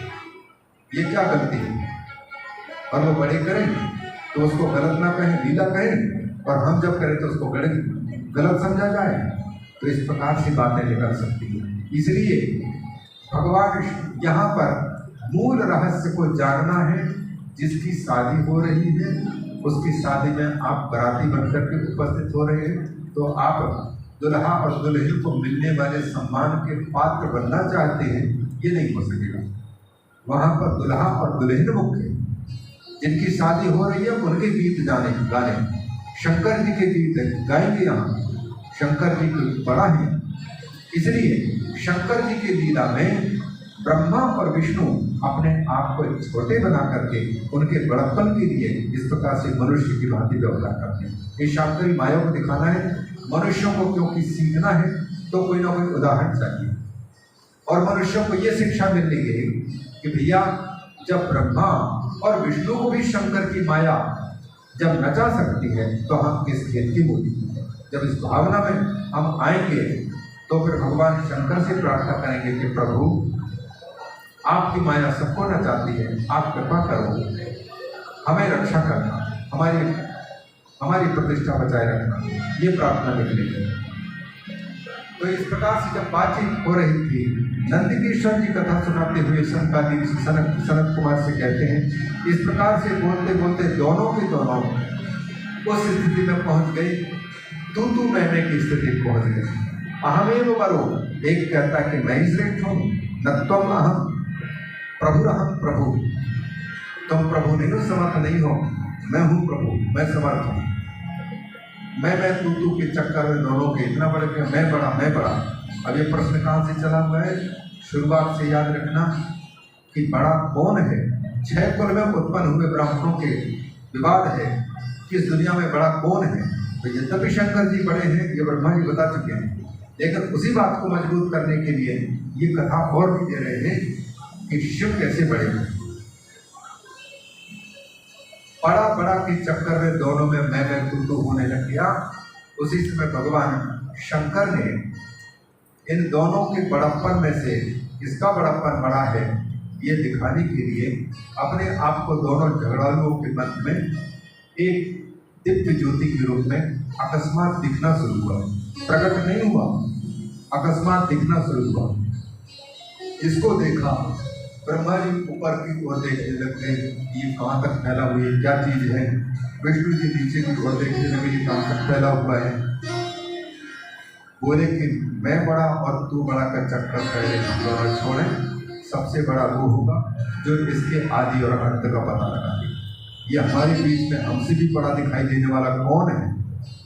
तो शर्त ये हुई कि ऊपर में कहाँ तक ये फैला है इसको पता लगाया जाए, और नीचे कहाँ तक इसकी गहराई, कितनी गहराई पर गया है इसका पता लगाया जाए। और जो इन छोरों का और छोर का पता लगा करके आ जाएगा वही हमें बड़ा माना जाएगा। इस शर्त के अनुसार फिर कौन किधर जाए। ब्रह्मा जी ने देखा कि मेरा वाहन जो है हंस है, विष्णु भी देखी मेरे पास में गरुड़ है, तो दोनों उड़ सकते थे ऊपर आकाश में। लेकिन ब्रह्मा जी ने ऊपर की ओर खोजने के पक्ष में अपनी सहमति दी।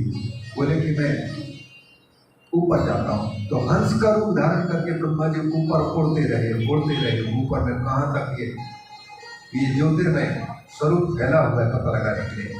विष्णु वराह का रूप धारण करके नीचे गहराई में गए, जैसे धरातल से पृथ्वी की खोज करने के लिए प्रवेश किए थे, नीचे की ओर गए। नीचे की ओर क्योंकि पृथ्वी की गहराई में ये मिट्टी का पृथ्वी का पता लग सके कि पृथ्वी में गंध है, गंधवती पृथ्वी है।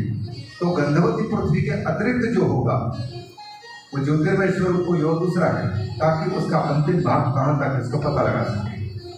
नीचे गए, कई वर्ष बीत गए, लेकिन ना तो विष्णु को नीचे कहाँ आखिरी भाग है इसका पता लग पाया, न ब्रह्मा जी को ऊपर कहाँ तक उसके फैलाव है इसका पता लग पाया। आखिर में ब्रह्मा जी को कहा जाता है बुद्धि के देवता, चतुरानंद। चार आनंद होने के कारण भी चतुरानंद, और चतुर आनंद भी है, चतुर भी है, इस कारण भी चतुरानंद। वो चतुरानंद कब बने? पहले पंचानंद थे। तो ब्रह्मा जी को लगा कि ये हम दोनों की लड़ाई है, इस विवाद में लगता है कि हम दोनों का जो निर्णय है ये निर्णय भी हमारे बड़प्पन में, हम में से कौन बड़ा है इसका निर्णय नहीं हो पाएगा। अब बड़ा बनना है तो जैसे राजनीति में काम झाम चलते हैं, सभी को उठापट चलता है, और मुख्य गति तक पहुंचने के लिए भगवान श्री कृष्ण को याद करते हैं, चलबल का आश्रय लेकर के पहुंचने की बात सोचते हैं। जैसे भी हो हमको कुर्सी तक पहुंचना है। ब्रह्मा जी को भी लगा कि बिना झूठ का आश्रय लिए हम अपने आप को बड़ा नहीं दिखा सकते, और बड़ा नहीं दिखा सकते तो फिर विष्णु के भी मैं पूजनीय नहीं बन सकता, और विष्णु के जिस दिन मैं पूज्य बन जाऊंगा तो सारे जगत में मैं ही बड़ा माना जाता हूँ। तो ब्रह्मा जी ने चलते चलते रास्ते में देखा केवड़े का फूल कहीं से नीचे गिरता हुआ आ रहा, और उसने उस केवड़े के फूल को कपड़े में थाम लिया। देखा ये केवड़े का फूल है, केतकी बोलते हैं, केवड़े का फूल मिला, और उसने सोचा कि अच्छा है ये साक्षी बन गया, अब मैं वापस चलूं और वापस जा करके विष्णु को ये बताऊं कि मैंने इसके ऊपर में समर्पित फूल का दर्शन पाया है, आखिरी छोर मैंने पा लिया इस ज्योतिर्मय लिंग का, तो मेरी जीत हो जाएगी और मैं ही जगत में पूज्य बन जाऊंगा। सबसे पहले उस केतकी के फूल से कहा, केवड़ा से कहा कि तुमको एक काम करना है, तुमको मैं फूलों का राजा बना दूंगा, लेकिन तुम एक गवाही देने के लिए तैयार हो जाओ। कौन सी गवाही? मैं कहूँगा कि मैंने इस ज्योति के आखिरी का पता लगाया है, जहाँ पर ये केवड़े का फूल था, एक केतकी थी, और तुम साक्षी दे देना, साक्षीता दे देना, ये कह देना कि हाँ ये अंतिम छोर तक पहुँचे, वहाँ तक मुझे जो समर्पित किया गया था, सबसे सिर पर चढ़ा था, वहाँ ये आया। और राजा बनने के लालच में केतकी ब्रह्मा जी के कथन को स्वीकार कर लिया और नीचे उतरे, और नीचे से विष्णु ऊपर की ओर चढ़े। मध्य में जब पहुँचे, मध्य तो कहा नहीं जा सकता क्योंकि आदि और अंत जिसका पता नहीं, तो मध्य किसको कहेंगे, बस काल्पनिक मध्य में पहुँचे। दोनों में बातचीत हुई, विष्णु से पूछा, ब्रह्मा ने कहा कि आपने पता लगाया कहाँ तक फैला है? बोले मैं तो पता नहीं लगा कहाँ तक, मैं बहुत नीचे गया, लेकिन ये ज्योति कहाँ तक, ये शिवलिंग, ये ज्योतिर्लिंग कहाँ तक फैला इसका पता नहीं लग पाया, आपको पता लगा? तो ब्रह्मा ने कहा मैंने पता लगा दिया, मेरा हंस उड़ता गया और इसके आखिरी छोर तक पहुंच करके हमने ये फूल इसके माथे पर चढ़ा हुआ पाया। विश्वास ना हो तो इनसे पूछ सकते हो। तो वो केतकी ने भी ब्रह्मा जी के समझाए अनुसार गलत गवाही दे दी, बोले कि हाँ इन्होंने आखिरी को पता लगाया। उस समय पर आकाशवाणी हुई कि विष्णु, ये ब्रह्मा जो पंचानन है ये झूठ बोल रहा है, दुनिया में पूजित होने के लिए, मान सम्मान पाने के लिए, अपने आप को बड़ा दिखाने के लिए झूठ का आश्रय ले रहा है। इसलिए इनकी बातों पर नहीं आना और अपने शरीर से ही एक दिव्य देह प्रकट किया। उसने आज्ञा मांगी, मैं क्या करूं, इसलिए प्रकट किया। बोले झूठ बोलने वाले ब्रह्मा के झूठ जिस मुख से निकला है उसको उसके तलवार से अच्छे ढंग से पूजा कर दो। और वो आया और 5वें मुख को समाप्त कर दिया। तब तक पंचानन चतुरानन बन गए। और भगवान शंकर पंचानन है तो उनके भक्त भी। तो भगवान विष्णु को जब ये सुनने को मिला बड़े आश्चर्य में लग गए। आकाशवाणी ने कहा कि आज के बाद झूठ बोल करके दुनिया में अपनी पूजा कराने वाला दुनिया में पूजित नहीं हो सकेगा। ये ब्रह्मा की पूजा नहीं होगी। विष्णु ने सत्य बोला है, उसने अंत का पता नहीं लगा पाया, तो उसने झूठ का आश्रय नहीं दिया। इसलिए दुनिया में भगवान विष्णु ही पूजे जाएंगे और उन्हीं के मठ मंदिर देखने में आएंगे। ब्रह्मा जी के पूजा, ब्रह्मा जी के मंदिर, तीर्थ आदि नहीं के बराबर। पुष्कर तीर्थ या कुछ ही जगह है झूठ का आश्रय लेकर के। इस प्रकार से और केतकी को भगवान शंकर ने अपनी पूजा के फूलों में से बहिष्कार कर दिया। तुम्हें हम अपनी पूजा में स्वीकार नहीं कर सकते, क्योंकि राजा बनने के चक्कर में, पुष्पों के राजा बनने के फेर में आकर के तुमने झूठी गवाही दी। झूठी गवाही देने वाला व्यक्ति मेरे पूजा का अधिकारी नहीं हो सकता है और न उसको उसकी पूजा का फल प्राप्त हो सकता है। गलत का साथ देने वाला व्यक्ति मेरे पूजा का अधिकारी नहीं बन सकता, मतलब उसके हाथ की पूजा में अंगीकार नहीं कर सकता। तो ये जो केतकी है और एक पुष्प और है, उसका नाम स्मरण नहीं आ रहा, लेकिन एक फूल और है, जूही है कि कौन सी फूल है, उसको भगवान शंकर अपनी पूजा में स्वीकार नहीं करते। और इसके बाद भगवान शंकर ने उस ज्योतिर्मय रूप के मध्य में ही अपना अक्षर में स्वरूप दिखाया, पहले वर्ण में, शब्द में स्वरूप दिखाया, जिनमें से ये बताया गया है कौन सा शास्त्र भगवान शंकर का क्या रूप धारण करता है। आ अक्षर से लेकर के हा तक, संस्कृत भाषा के अनुसार हा तक है, बाकी तो शब्द ज्ञान, ये दो अक्षर जुड़ करके मिले हुए, 3 अक्षर के जुड़ करके मिलने वाले बहुत बन सकते हैं। लेकिन आ से लेकर के 16 जो स्वरवर्ण है, जो कंठ स्थान वाले हैं, और इसी प्रकार से का से लेकर के माँ तक 25 अक्षर हैं। फिर 11 लावा साशा शाहा, ये 8 अक्षर है। ये संस्कृत भाषा के मूल कहलाते हैं। उनमें भी संस्कृत भाषा में फिर अन्य को छोड़ करके केवल 9 को लेकर के, ये इनमें से प्रत्येक अक्षर भगवान शंकर के एक एक अंग में विराजमान है। और एक एक अंग में विराजमान होने वाले इन अक्षरों में से किसी भी अक्षर को यदि कोई मंत्र के रूप में बदले हुए इन अक्षरों को दोहराता है, तो भगवान भोलेनाथ की कृपा से उसको मंत्र की सिद्धि के साथ साथ में ज्ञान की प्राप्ति होती है। इस बात का उल्लेख किया गया है। 1 मिनट थोड़ा कीर्तन कर लें।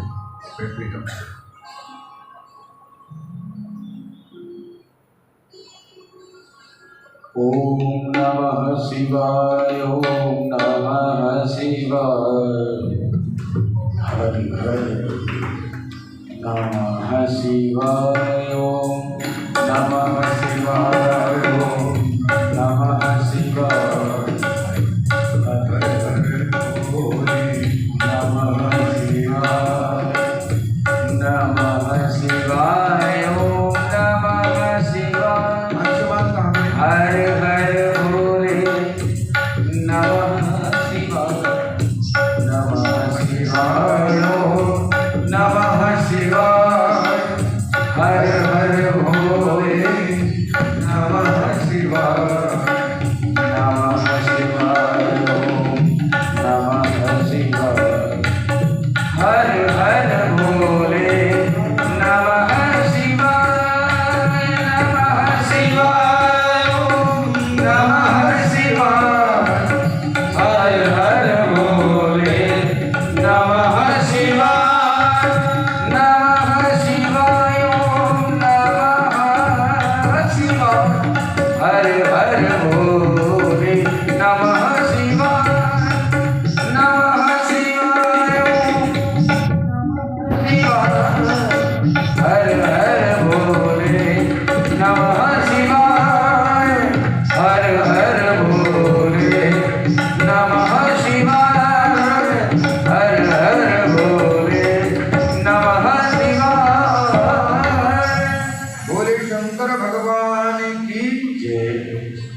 तो भगवान शिव जो ज्योतिर्लिंग में प्रकट होकर के मैं बड़ा इनको ज्ञान देना था, और ब्रह्मा और विष्णु जो आपस में विवाद कर रहे थे, और जिस विवाद को लेकर षट्कुलीन ब्राह्मण इस दुनिया में बड़ा कौन है, इस प्रश्न को लेकर ब्रह्मा जी के पास पहुंचे थे।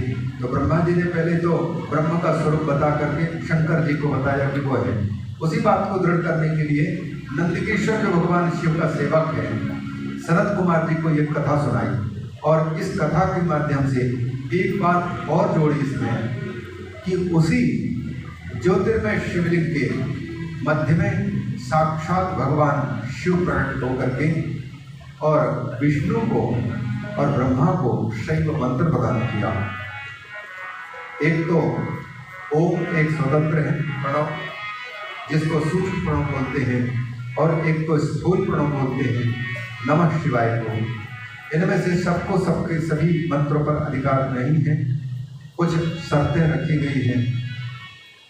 ओम के अधिकारी कौन है और नमः शिवाय के अधिकारी कौन है और शिवाय नमः के अधिकारी कौन है, इनका वर्णन श्री सनकादि ऋषियों को, सनकादि को, सनत कुमार को सुनाया है।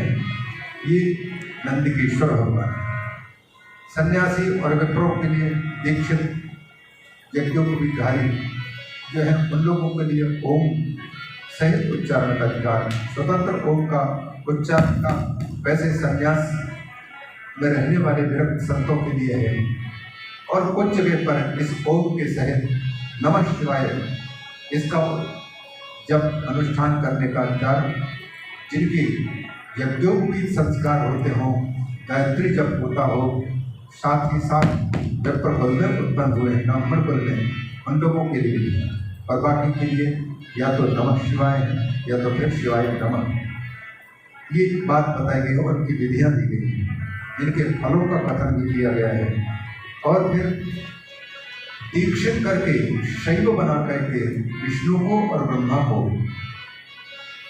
फिर शिवलिंग की पूजा की विधि बताई, और इन विधियों को कई प्रकार से कई अध्यायों में भी वर्णन किया है। लिंग की प्रतिष्ठा कैसे की जाती है और उनकी पूजा क्या है। भगवान शंकर के जो सद्योजातादि 5 रूप हैं उनका वर्णन किया है। सद्योजात, अघोर, पुरुष, तत्पुरुष, ईशान आदि जो है, फिर उनके मंत्रों का उल्लेख किया है। और फिर भगवान की जो गायत्री मंत्रात्मक है, जो तत्पुरुष का प्रधान मंत्र कहलाता है, उनका उल्लेख करते हुए भगवान शंकर की उपासना पद्धति, भगवान शंकर के 8 मूर्तियों का निरूपण भी है। बिल्कुल सरल है, आप घबराएंगे नहीं। 8 मूर्तियाँ, पृथ्वी, जल, तेज, वायु, आकाश, ये 5, और एक अग्नि, एक चंद्रमा, एक सूर्य। पृथ्वी, जल, तेज, वायु, आकाश के अंतर्गत अग्नि को रखें, ये 5 तत्व, और इनके साथ में तेजस तत्व के ही प्रतीक चंद्रमा को और सूर्य को 7 हो गए। और 8वीं मूर्ति है आत्मा, जिसको यजमान नाम दिया गया। यजमान त्वम अग्निस्त्वम व्योमा त्वम धरणिरात्मा त्वमेति च, ये शिव महिमा स्तोत्र में जितना उल्लेख है वो भगवान शंकर के 8 मूर्तियों का। अथवा महाकवि कालिदास ने अभिज्ञान शाकुंतल के मंगलाचरण में या सृष्टि सृष्टुरात्या वह विधिपतम या अविर्या चतुर्ी ये द्वे कालम विधत्ता श्रुति विषय गुणा या स्थिता व्याप्य विश्व यामाहु सर्वबीज प्रकृति जया व्याप्य विश्व। ये 8 मूर्तियों का, ये 8 मूर्तियों के द्वारा संपूर्ण विश्व को भगवान इन 8 रूप धारण करके विश्व को व्याप्त कर रखे हैं। या यूँ कहें कि 8 के 8 भगवान शंकर के एक कोने पर स्थित हैं। आकाश भगवान शिव का प्रतीक, शिव मूर्ति है, प्रतिमा है। उसी प्रकार आकाश से वायु, वायु भगवान शंकर की एक मूर्ति है। वायु से प्रकट अग्नि, ये भी शिव प्रतिमा है, शिव मूर्ति है। अग्नि से प्रकट जल ये भगवान शंकर की मूर्ति है। जल से प्रकट ये पृथ्वी ये भगवान शिव की मूर्ति है, ये भी शिवलिंग है। शिवलिंग इसलिए लिंग कहते हैं इंडिकेटर को, इंडिकेशन। जैसे चौराहे में गाड़ियों के गुजरने के लिए चौराहे पर बत्तियाँ जलती रहती, इंडिकेट करते हैं, गाड़ी देखते हैं, गाड़ी में सवार लोग नीली बत्ती, हरी बत्ती, पीली बत्ती देख करके रुकते हैं, जाते हैं, तैयार होते हैं।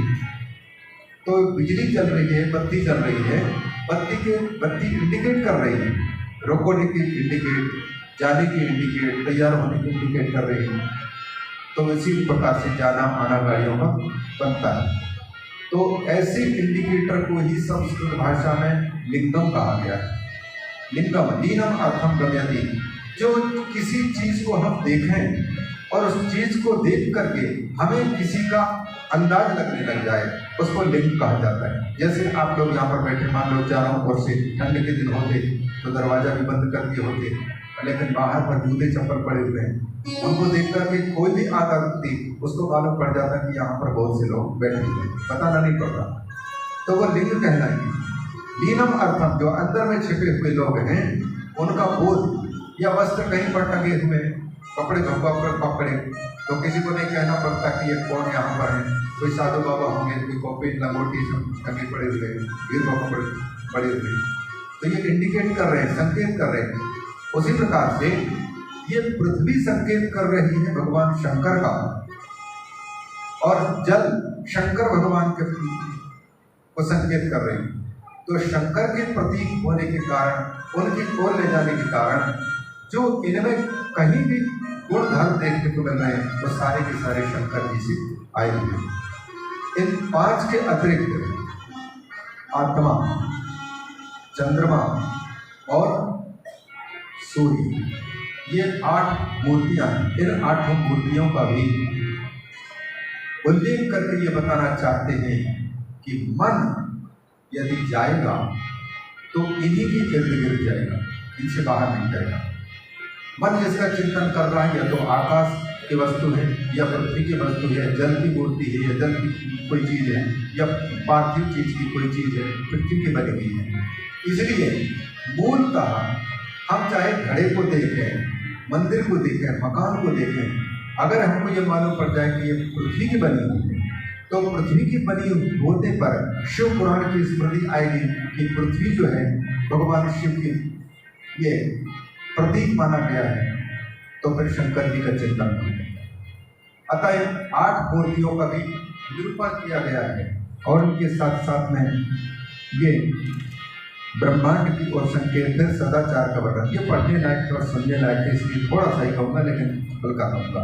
इनमें से भी कहने लायक सबसे बड़ा इसकी हमको जरूरत और सब जगह है, ये देखने को आता सबसे बड़ा वचन है शुद्धि का विचार, शौच का विचार। अगर हमारा शौच आचार शुद्ध हो जाए तो कोई भी क्रिया सिद्ध होने में बिल्कुल विलंब नहीं कराएगी। अंतर की शुद्धि और बाहर की शुद्धि 2 प्रकार के शौच हैं। हम लोग करते ना, ओम अपवित्र पवित्रो व सर्वावस्थान गतो विवा यह स्मरेत पुंडरीकाक्षम, स बाह्य भी शुद्धि और अंदर भी शुद्ध है। सबाह्याभ्यंतर शुचि, अंदर से भी पवित्र और बाहर भी पवित्र है। अंदर की अपवित्रता, अशुद्धि होने के कारण पहले भगवान के नाम का भी उच्चारण या सत्कर्म करने का भाव भी नहीं जाता है। जब हमारे अंतर शुद्ध होता है, बाहर की शुद्धि जल से कर सकते हैं, लेकिन अंतर की शुद्धि के लिए हम क्या करेंगे? जहाँ जल ही नहीं पहुँच रहा है, मिट्टी क्या लगाएंगे, राख क्या लगाएंगे, कौन सी चीज से उसको धुलेंगे?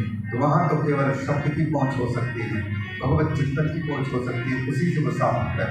भावनाएं शुद्ध रखें, तो अंतर की शुद्धि और बाहर की शुद्धि, ये दोनों शुद्धियाँ यदि हमारे पास में हैं तो दुनिया की कोई भी चीज़ ऐसी नहीं है जिसको हम हस्तगत न कर सकते हों, या दुनिया के ऐसे कोई काम नहीं है, कोई क्रिया नहीं है जिसको हम सिद्ध न कर सकते। लेकिन यही बहुत कठिन है। पवित्रता, शुद्धि का होना, शौच आचार, ये सबका उल्लेख कर रहे थे कि क्रम से हम बताने देना चाहते हैं। सदाचार युतो विद्वान, टाइम हो गया लेकिन इसका सारा केवल शौचाचार को सबको ना कह करके सवेरे की जागने की बात भी छोड़े, पूजा आदि की इस बात भी छोड़े। सबसे पहले है शुद्धि, शौच। हम स्नान करना नहीं जानते, पवित्र होना नहीं जानते। कोई शायद करोड़ों में कोई बिरला होगा जो सचमुच शौच आचार का पालन कर पाता है। पहले के जमाने में जब मिट्टी से बर्तन मांजने का समय था, अब तो वो पारंपरिक चीज पाउडर के रूप में, साबुन के रूप में आ चुका है, तो कम से कम इसका भी उपयोग किया जा सकता है। हाथ धोने के लिए लिक्विड आ गया है, उसका भी उपयोग किया जा सकता है। शौच करने की विधियाँ, दिशा किस दिशा में मुख करके रखना, ये दिन में शौच करना है तो फिर मुख उत्तर की ओर, रात्रि के समय अगर शौच करना है तो दक्षिण की ओर, तो फिर ऐसे में तो फिर हमको 2 बाथरूम बनाने में, लैट्रिन रूम बनाने पड़ेगी। एक दक्षिण की ओर मुख करने वाले, उत्तर की ओर मुख करने वाले, ये समस्या हो रही है। वो समस्या को हम लोग कोई समाधान नहीं कर पाए। बाई चांस किसी का बन चुका है लेकिन हो नहीं पा रहा है। पहली बार दिशा खराब हो रही।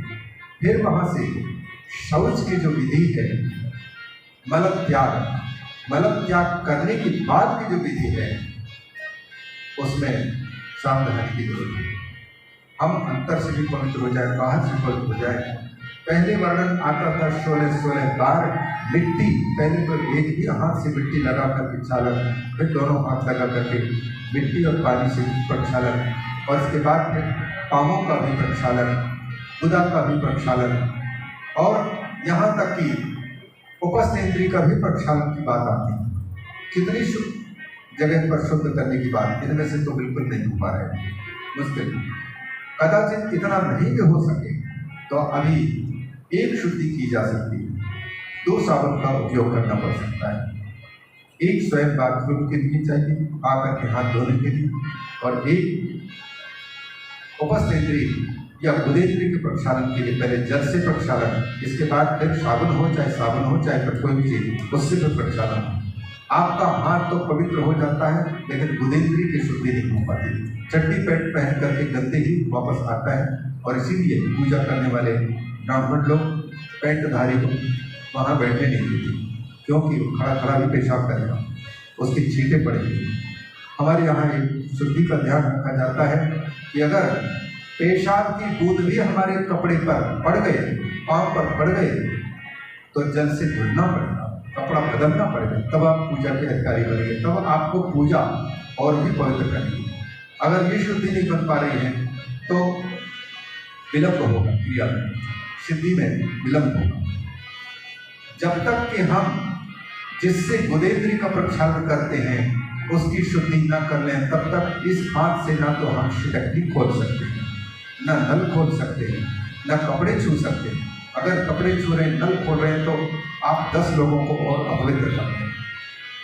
इसीलिए बाथरूम में जाने के पहले शौचालय में भी कम से कम हाथ जल से बुध प्रक्षालन के साथ साथ में पाउडर हो, चाहे फिर लिक्विड हो या साबुन हो, रखें, और उसके द्वारा भी प्रक्षालन करके फिर जल के द्वारा धुल करके बाहर आकर के फिर दूसरे साबुन से हाथ, और इसके बाद फिर पाँवों को धुलें, क्योंकि जूते चप्पल पहन करके भले गए लेटर में, लेकिन फिर भी छींटे पाँव में पड़ते, अतः पाँव का भी प्रक्षालन होना है।